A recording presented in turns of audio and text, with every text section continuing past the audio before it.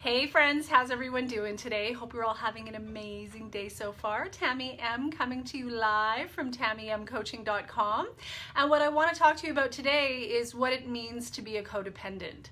What does it mean to be a codependent? That's what we will be talking about today, chatting about today. If we haven't met before, I'll take a quick moment to properly introduce myself. Once again, my name is Tamie M. I'm an empowerment coach for women. I help women recover from unhealthy relationships so they can finally find and keep happy, healthy love. And I do that mainly through my signature program, the Freedom Class. If you'd like some information on that, you can go on over to TamieMCoaching.com. All the details are there, and there's a link at the bottom of the page to book a free strategy session with me. So let's talk about what it means to be codependent. You know, I speak to women every day who are dealing with narcissistic abuse, whether that be with a spouse, a partner, a colleague, a parent, a sibling. And, you know, there's a lot of confusion around what it really means to be codependent. So the purpose of this live today is to shed some light and some clarity on the subject, because, you know, I can tell you that I grew up in a family of origin, just like many of you, where the family disease of our particular variety of trauma was the family disease of alcoholism and all that goes along with that, passed on from generation to generation, whether or not anybody is drinking or not. That is our particular flavor, but there's a lot of flavors here on planet Earth in terms of the family disease of dysfunction and trauma. And, you know, for the first, I would say, easily 3.5 decades of my life, I was a champion codependent. What else could I be, having come through what I came through? I was absolutely groomed to be a champion codependent and had no idea what the term meant. So it's really important that we start to understand these things, not in the sense of, you know, we need to have a label slapped on us, but, you know, there are certain disease processes that are unfolding in the lives of so many people who really, you know, don't understand what the hell is going on with them. So shedding some light and some understanding in terms of what this really means, and then what the solution is, like what can we do about it, I hope will prove to be very, very helpful and valuable for you today. Before I jump into the content though, I'm gonna say hello to some friends. I see we've got a bunch of friends hopping on. Welcome, welcome. Thanks for joining. Donna, nice to see you. Faith, welcome, nice to see you. Barbara, welcome. Jane, thanks for hopping on. Do me a favor, if you're catching the broadcast live, drop a 1 in the comments. If you're catching the replay, drop a 2. And if you're new to my live broadcast, let me know you're new and let me know where you're coming in from so I can reach out and say hello. When you do that for me, by the way, the reason I ask is because it actually exposes the broadcast to more people so that more people can have access to the information. So if you don't mind, that would be wonderful. So let's talk about what it means to be codependent. If at any point you have any questions, drop them in the comments or send me a private message. Don't hesitate. So first and foremost, codependency is fundamentally, in my opinion and in my experience, a breakdown in the relationship that we have with ourselves. It all starts there. It is a major freaking breakdown to the point of crisis, quite frankly, in my opinion and experience, in the relationship that we have with ourselves. And then that breakdown in the relationship that we have with ourselves extends to the relationship that we have with others. Close? And, you know, it moves out into the world. Our breakdown in the relationship that we have with ourselves causes us to behave in maladaptive ways towards ourselves and towards others. And it tremendously affects what we draw into our lives, what we attract into our lives, what is attracted to us through the metaphysical principles of the law of attraction. Untreated codependency has a lot, if not everything, to do with what's being drawn into your life and what you are compelled towards that is not in your best interest.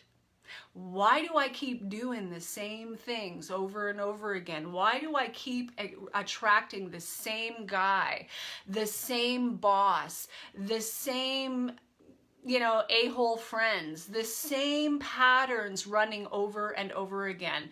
It all begins with the fundamental breakdown in the relationship that we have with ourselves. If you've tuned into me before, you've heard me say 95% of the game of life is unconscious. 5% of the game only of life is conscious. So all of this, in terms of the breakdown, began many, many years ago, which we'll get into, began a very long time ago, and is really going on in your unconscious mind in terms of your unconscious programming, your unconscious wounding. All of the things that you have not faced to this point are stacking and really affecting what's coming into your life and what you are drawn towards, compelled towards, that is not in your best interest, okay? It is a state of disease caused by childhood trauma. It is a state of dis-ease, dis-ease caused by childhood trauma. So here's the thing. We are all beautiful, magnificent, powerful children of the Creator, life force, the universe, God, whatever it is for you. We come to the planet and enter into these dysfunctional family dynamics, these dysfunctional family of origin, and it's not about blame. This is not about blame.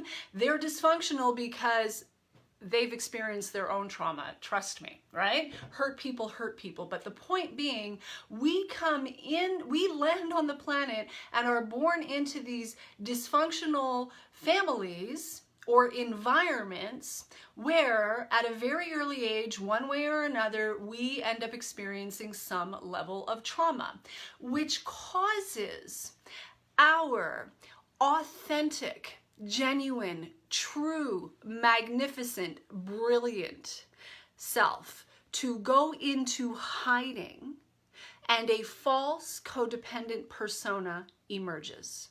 And this is where the fundamental breakdown in terms of the relationship that we have with ourselves, this is where it originates. Long time ago, long before you had a choice or a say in the matter. And your true authentic self, our most authentic selves, are forced as a result of survival needs, doing the best we can with the resources that we have, often at a, when we're itty bitty, our authentic self, in order to survive, goes into hiding, and a false codependent self, just trying to survive, just doing the best that it can with the resources it has, emerges and starts relating to others and the world in a maladaptive way. Now, depending on the severity of the trauma, the deeper the hiding, to the point where there can actually be a split in the psyche, and thus destructive narcissists are born. In my opinion, in my experience. Huge topic, there's a lot to it, so I'm kind of oversimplifying, but that really is fundamentally what it boils down to. Not 100% of the time, but more often than not. Are there arguments that sociopaths land on the planet the way that they are? Certainly, there's decades of research to back that up, but more often than not, your garden variety destructive narcissist who's been making your life a living hell is the way that they are because the severity of the trauma that they experienced was so intense, was so acute, was so consistent, was so pervasive. It happened when they were so very young, so very helpless, so very powerless, that there was literally a split in the psyche. Okay, now for the majority of us, those of you tuning into me who are, highly empathic people, newly recovering codependents, or brand new to the conversation, whatever it may be, the trauma might have been severe, but not so severe that there was this split in the psyche. Nonetheless, a false codependent personality emerges, and we begin relating to the world in very maladaptive ways. And depending on the severity of the trauma that we experienced, whether that was through benign neglect, constant manipulation, scapegoating, full-blown, physical, psychological, emotional, spiritual, sexual abuse, whatever it is, whatever combination it is that you experienced, in order to survive, the codependent self was born. So it's like a separation from our authentic self. The good news is your authentic self is there, in there, you know it, deep down inside, and there's plenty to be done in terms of the solution for healing codependency, recovering from codependency, and our maladaptive ways of relating to the world. Plenty, plenty, plenty to be done about that. And in fact, it's a beautiful journey, my friends. It is a beautiful journey. Now, it's important to note that, first of all, it is fundamentally an issue of stunted emotional maturity, stunted growth, issues of emotional maturity and stunted growth due to, once again, childhood trauma. That's what codependency is. It is emotional maturity, emotional immaturity on steroids. And because of the breakdown in the relationship with ourselves and the maladaptive ways of relating, we become codependent on others for our sense of identity, constantly seeking approval, validation, our inability to be the generative source of self-love from within ourselves. So we spend our lives desperately, compulsively seeking for love and validation and approval outside of ourselves. Typically from people who don't have it to give. Typically from people who are a vibrational match to the original wounding. This is what we're attracting into our lives as long as we remain unconscious to these issues. Therefore, we are just repeating the patterns on automatic pilot until we stop repeating the patterns, take a step back, and begin to do our own healing work. Now, another important thing to understand, and this is big, this is really important, so I want you to be all ears and hear this. It is progressive. It is a progressive dis-ease, emotional, psychological, spiritual state of dis-ease. In other words, it gets worse, never better, left untreated.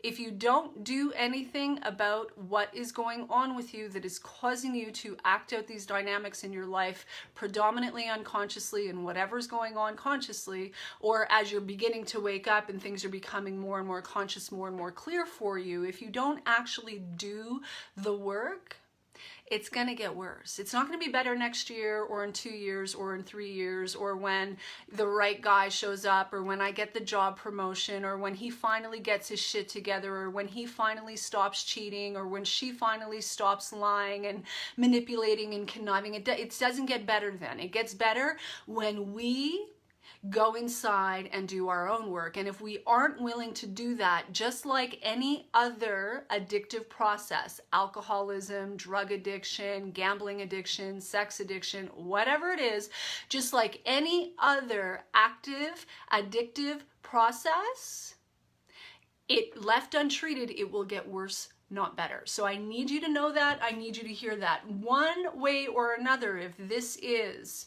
your major life challenge, you want to find a way to get into a recovery program. You want to find a way.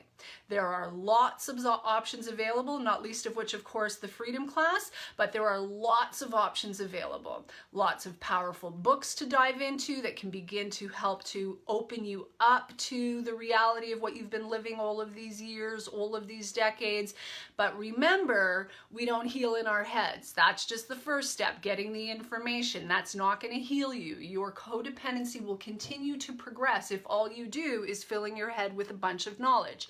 You actually have to go inside and do the uncomfortable healing work in order to begin to recover from codependency so that you can begin to live a much healthier life. Now, the good news is, my friends, as I have observed in my own life and the life of countless others, those of us who actually have the courage to roll up our sleeves and do that work end up living from a much healthier, whole, grounded, fulfilled, complete, amazing place than even your average Joe who didn't grow up with these issues, who didn't have these challenges. The gift is you end up in a whole other level of awakened state. It's beautiful. It's a beautiful, beautiful journey. So do not be scared off by the fact that, oh shit, this is me, this is my life, and I got work to do, and that isn't going to be comfortable. There aren't enough hours in the day, days in the week, weeks in the month for me to tell you the gifts that come from the journey of recovery. Miraculous, unbelievable. Trust me, you're worth it, and trust me, you deserve it. So, back to my little bullet points here. So it is a progressive disease, gets worse, never better. I think I drove that point home.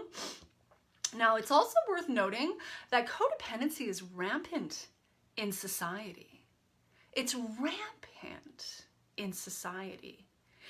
These are not black or white issues, right? I say it all the time. There's a spectrum, and there's many ways, just like with destructive narcissism, there's many ways that codependency can manifest. So one codependent might be unbelievably controlling and secretive and rigid and defensive, while another one might be the champion caretaker and people pleaser. They're both codependent, so it can manifest in varying ways and to varying degrees, right? The issue is to take our own inventory so that we can begin our own recovery journey, because no matter where you land on the spectrum as an untreated codependent or a newly recovering codependent, you know, it's very comfortable for us to be taking everybody else's inventory all day long, and if only they would this, that, or the other, we'd be okay. And that is, you know, in a certain way, the crux of codependency, right? Codependent on another person, as opposed to standing on the firm foundation of our own sense of self-love, our own authority, our own sense of self-esteem, our own personal empowerment, so full within ourselves that what the other does or doesn't do doesn't have to have a devastating effect on our lives. It's information, and we handle ourselves accordingly, right? Beautiful place to be, as you know, by comparison. Codependency is rampant in society. Just look at the movie industry. Just listen to the lyrics in most of the popular music. It is all designed to prop us up in these ways of thinking and behaving. Our planet, you know, humanity is beginning to wake up, and codependency recovery, I firmly believe, is a huge piece of that. But if you look at what people are, you know, absorbing every night in front of the television, watching in terms of the entertainment industry, movie-wise, the music that they're listening to, codependency is rampant in society, whether people are aware of it or not, whether they realize it or not. This is just the way we are. This is just the way my family is. We've just always done it this way. How's it working for you? Hey, if it's working for you, then, you know, fill your boots. You know, but if it's not, and it gets worse year after year after year, then, you know, maybe it's time to have a look at that, right?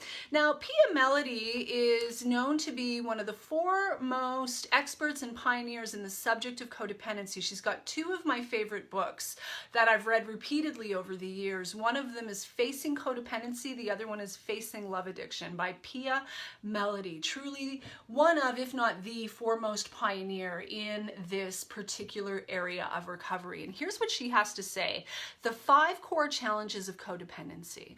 The 5 core challenges of codependency. I'm going to have a sip of my water here before I continue, but what you want to do is just pay attention to these 5 core symptoms and take note of where they actually show up in your life. Do they show up in your life? If you're tuning in, they probably do to some degree. So you want to pay attention to this. Number 1 of the 5 core challenges of codependency. Codependents tend to be unable to experience appropriate levels of self-esteem. They are unable to experience appropriate levels of self-esteem. They cannot be in a place of, I'm okay, you're okay. They are either always one down or one up. They are always feeling inferior, less than, as they would say in 12-step recovery, comparing their insides to everybody else's outsides. Therefore, they're always coming up 1 short or 10 short, but they're always 1 down or 1 up, looking down their noses, judging, criticizing, comparing, competing. They cannot experience healthy levels of self-esteem which say, I'm okay, you're okay. I'm on my journey, you're on your journey. I don't really understand what you do and why you do it, but it's none of my business. It's your life. Hands off. I'm over here busy taking care of me, building me up, contributing to my life, my sense of self-esteem, self-worth. My focus is on me because I have a healthy sense of self-esteem. I'm okay. And you're okay, right? Number 2, trouble setting functional boundaries with other people. Codependents have a lot of trouble setting functional boundaries, typically because they grew up in family of origins where there were no boundaries. Verbally, emotionally, psychologically, physically, spiritually, sexually. No boundaries. No boundaries. So how can you possibly know how to set boundaries if nobody ever taught you how to set boundaries? How can you even possibly understand that boundaries are an appropriate thing as we go through life in terms of, relating to other people in the world at large? How can we know what's appropriate and not if nobody ever showed us? If what we learned was the exact opposite, right? So it's part of our challenge, learning to be able to set healthy, appropriate boundaries. And, again, a big subject, but that's internal and external. That's not just drawing a line in the sand, locking the door, blocking someone on Facebook, or, that's not just, that's internal boundaries as well, right? My internal boundaries are solid and strong so that when that nonsense or dishonesty or toxicity or negativity or pure projection is coming at me, I have fortified internal boundaries so that shit can hit the floor. So I don't have to get any of that garbage on me, right? Number 3, they have difficulty owning their own reality. They have difficulty owning their own reality, often because we have been so manipulated from such a young age, so gaslighted from such a young age, so scapegoated from such a young age that we enter adulthood and we're freaking confused and we don't know where I begin and you end, hence, difficulty with boundaries. But even this is what I think, and this is what I think I feel, but I need you to tell me whether or not I'm on track. I need you to validate my experience because I don't trust myself enough to be able to affirm that I know what I live, that I know what I heard, that I know what I feel, and I can trust that. Number 4, codependents are unable to take care of their adult dependency issues around needing or wanting. Unable to take care of their adult dependency issues around needing or wanting. Codependency, adult child syndrome, in my opinion, one and the same. And the reality is, as a result of growing up in the real, even with the most well-intended of parents, often brutally shitty environments that we grew up in, even if they were just doing the best they could with the limited resources they had or no resources at all. The reality is, let's just call it what it is. Not about blame, but let's be honest.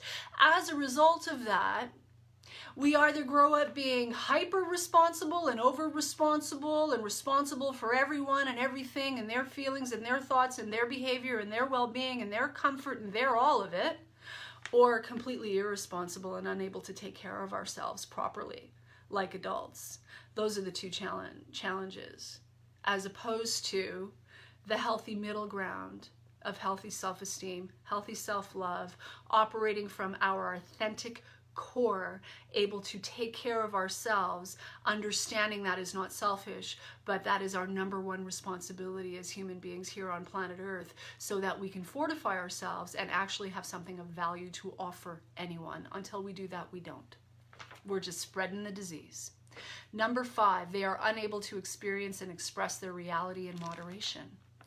Unable to experience and express their reality in moderation. We either overreact or we underreact. We're either so wounded and a gaping open wound that the slightest breeze burns us, or we are completely numbed out, completely shut off, completely disconnected.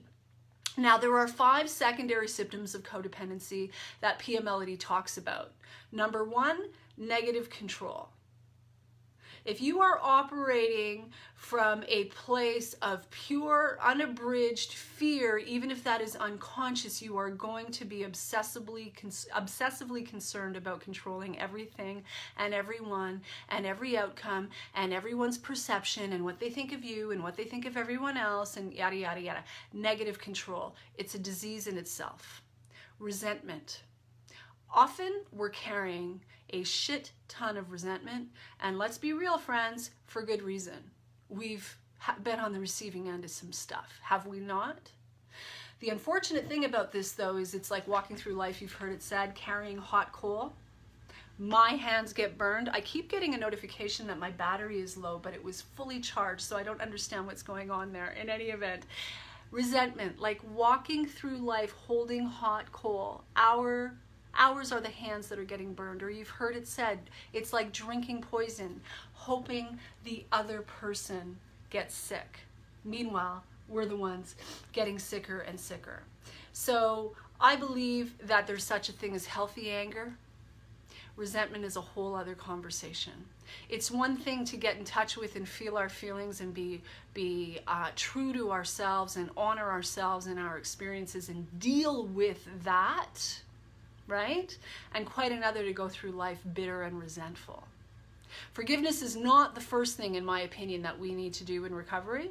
Forgiving ourselves, perhaps. Forgiving others, we can get there authentically as we do our own healing work. Trying to forgive before we do that, spiritually bypassing the reality of what we have lived, I do not believe that is the healthy way to go. But that does not mean that we have to be bitter and resentful. It does not mean we have to be bitter and resentful. Our anger is oftentimes very legitimate, and we need to feel that to heal it. We need to express that in very healthy ways, in very safe places with very safe people. And sometimes we need to express that directly to the perpetrator. No question, sometimes. Very different thing from walking through life bitter and resentful. 5 secondary symptoms of codependence. So first, negative control. Second, resentment. Third, impaired spirituality. We either make ourselves or someone else the higher power in our lives. And no matter what your religious or spiritual background, if you're tuning into me anyway, I think we can all agree that there is a power greater than ourselves, and that can be a power of our own understanding. We don't all have to, come from the same book, but there is a power that we are connected to, an infinite source of wisdom and guidance and unconditional love and strength and power. We are not the almighty powerful, and neither are they. When we are obsessively, compulsively addicted, on another person and their behavior and their attitudes and what they did and didn't do and said and didn't say, or we're walking through life filled with resentment about this one individual and what they did, 5, 10, 15, 20, 30 years ago, we are making them our higher power, which causes impaired spirituality. I see we have a whole bunch of new friends who have hopped on. Friends, if you're jumping on late, be sure to go back and watch the replay so that you catch all the goods. Do me a favor, if you're catching the broadcast live, drop me a 1 in the comments. If you're catching the replay, drop a 2. And if you're new to my live broadcast, let me know you're new and let me know where you're coming in from.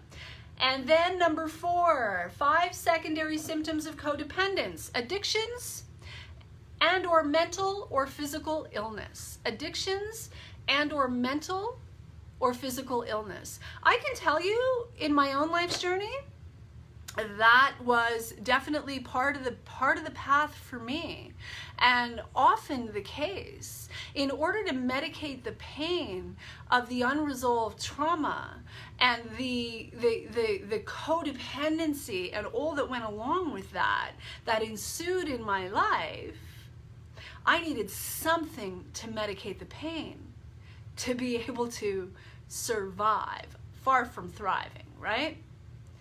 And it was in dealing with that secondary symptom that the floodgates opened in terms of understanding the family disease processes, what narcissistic abuse actually is, what it means to be an adult child of alcoholism, trauma, dysfunction, insanity, mental illness, whatever you want to call it, because it's all, in my opinion, one and the same, right?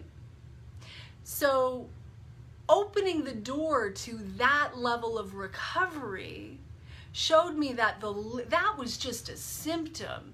The mental issues, the physical issues, and or the addictive processes playing out in our lives are just the symptom. The real issue underneath it all is the breakdown in the relationship that we have with ourselves and the unresolved wounding and trauma. Number 5, difficulty with intimacy. Difficulty with intimacy. Codependents have a very hard time with intimacy. They are either often full-blown love addicts or full-blown love avoidance, or they vacillate between the two. Love addicted, someone's actually facing and coming towards me and wants real intimacy, now I have to run in the other direction and be a love avoidant. They've stopped, they're not coming at me, they've turned around, now I have to compulsively go after them. I mean, again, I'm making it very simplified, but the issue is someone's always running and someone's always chasing. Someone's always running, someone's always chasing. And if that is the dynamic that is playing out in your life, in any of your relationships, that is the 5th secondary symptom of codependency, number 5 on the list, difficulty with intimacy. And there is a much, much better way to go through life, my friends. Huge subject, a lot to it. Can sound kind of overwhelming in the beginning, but the reality is the solutions aren't really rocket science. The solution to all of this isn't really that complicated or difficult. It's just understanding where to seek the actual answers and beginning to take our focus off of everybody else and putting it on us so that we can do our own healing and recovery work and grow into the people that we came to the planet to be, reconnect with our authentic core, put down the mask and the false codependent persona that's been going through life like this, exhausted, burnt out, depleted, exploited, manipulated, and abused as a result. Has that not been the experience of the vast majority of us?